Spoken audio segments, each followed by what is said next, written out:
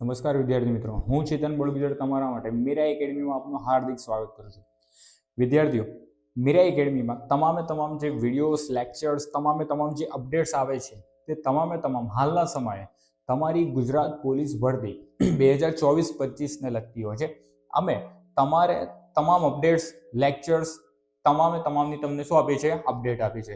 તો અપડેટ મેળવવા માટે તમારે શું કરવું પડશે?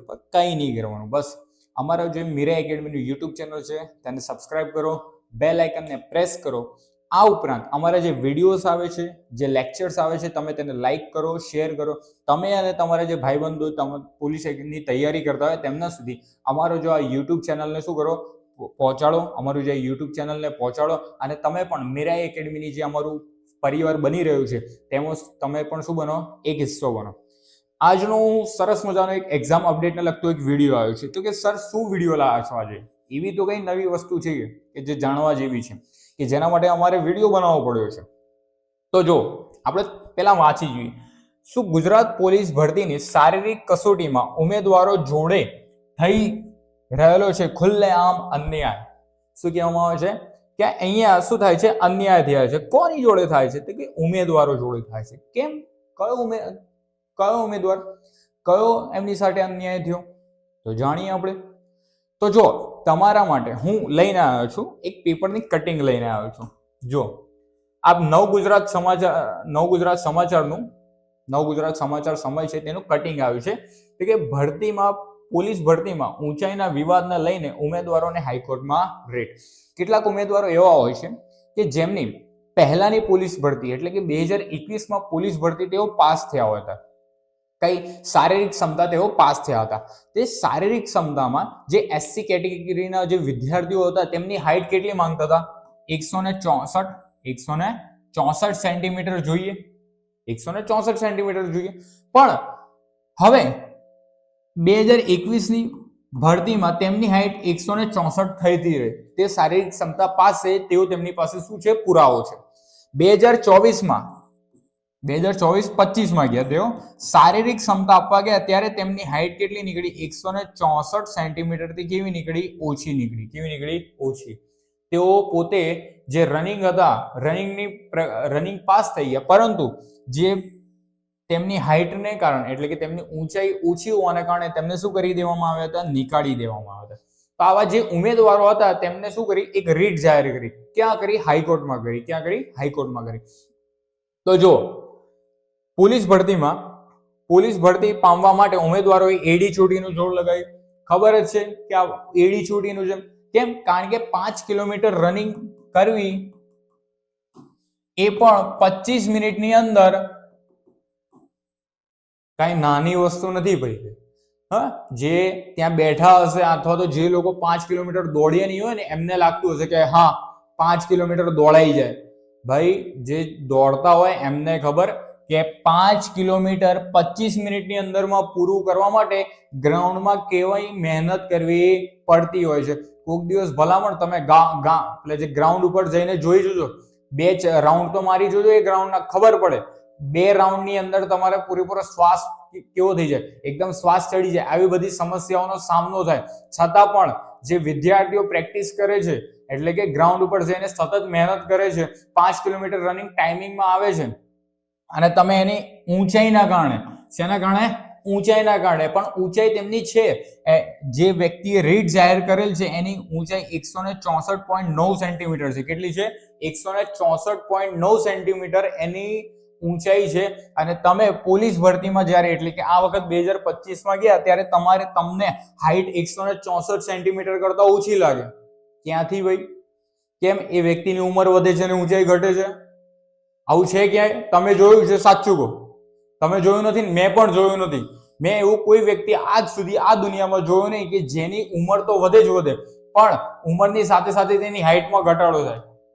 3-4 વર્ષમાં ભાઈ એવો તો કયો સુધારો થઈ ગયો કે તેની હાઈટ 164 સેન્ટીમીટર કરતા ઓછી થઈ ગઈ? તમને લાગે? છતાં પણ આવો એક કેસ બન્યો છે. અને આવો કેસ ક્યાં બન્યો છે? આ વખતની પોલીસ ભરતીમાં બન્યો છે. અને પોલીસ ભરતીમાં એ વ્યક્તિને શું કરી દેતો છે? નાપાસ જાહેર કરી દેવામાં આવે છે. ક્યાંથી ભાઈ? એને 5 કિલોમીટર દોડવા 25 મિનિટની અંદર એ વ્યક્તિએ કેટલી મહેનત કરી હશે? જે વ્યક્તિએ નાપાસ કર્યો એને થોડું તો વિચારવું જોઈએ. ચલો નાપાસ કર્યો, તમે પહેલી વસ્તુ તો તમે પરીક્ષા લો છો કઈ રીતે?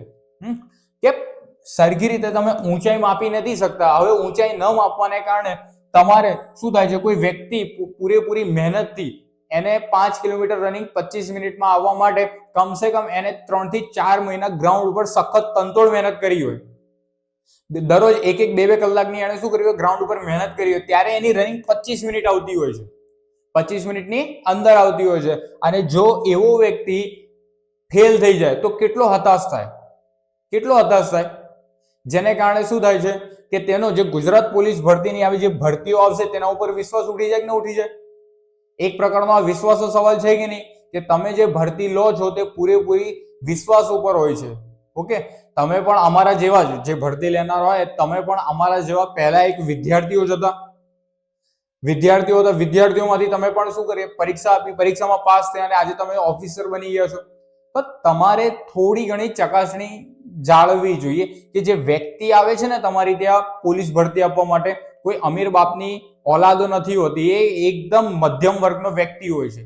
કોક તો એવા પણ હોય છે કે જે ત્યાં ભરતી માટે આવવા માટે પૈસા ઉછીના લીધા હોય છે, પૈસા લઈને ત્યાં પહોંચ્યા હોય, અને પૈસાને આધારે, એટલે પૈસા ઉછીના લઈને ત્યાં શું આવ્યા હોય, ગ્રાઉન્ડ ઉપર લાવ્યા હોય, અને પૂરેપૂરો મહિનો એક કામ કરશે અને પછી સામેવાળા જોડેથી જે ઉછીના પૈસા લીધા ને એ વ્યક્તિને પૈસા આપશે. એટલે આવા પણ કિસ્સા મેં જોયા છે કે વ્યક્તિઓ પૂરો દિવસ આખો દિવસ કામ કરે, રાત્રે ક્યાં જાય, જે જગ્યાએ એક્ઝામનું સેન્ટર હોય એ જગ્યાએ જતા રહે, આરામ કરવા મળે તો ઠીક છે, નતર ફરીથી શું કરવા આપશે, સવારે ફરીથી એમનું રનિંગ હોય અને રનિંગ પાસ થઈને આવે છે. અને પાસ થઈ જાય અને તમે ઊંચાઈ, જો વ્યક્તિની ઊંચાઈ ઓછી હોય તો કોઈ વાંધો નહીં, તમે ફેલ કરી શકો, પણ કોઈ વ્યક્તિની ઊંચાઈ 164 સેન્ટીમીટર 0.9 છે, 164.9 સેન્ટીમીટર, એની પાસે પુરાવા છે કે 2021માં પણ એને પરીક્ષા પાસ કરી હતી, તો તમે કઈ રીતે એને ફેલ કરી શકો છો? આ મારો એક સવાલ છે. ઓકે, પછી બીજી વસ્તુ કે 100 ને જો અહીંયા પેપરની કટિંગમાં 164 સેન્ટીમીટર હોવી જોઈએ, પણ એની જે હાઈટ 164 સેન્ટીમીટર માપી, તમે કઈ રીતે માપી? એ વિદ્યાર્થી કેટલો હતાશ થયો હશે, કોઈક બીજો વિદ્યાર્થી, તો તેને શું કીધી હતી, હાઈકોર્ટમાં રીટ જાહેર કરી. શું કરી દીધી? રીટ જાહેર કરી. કેમ?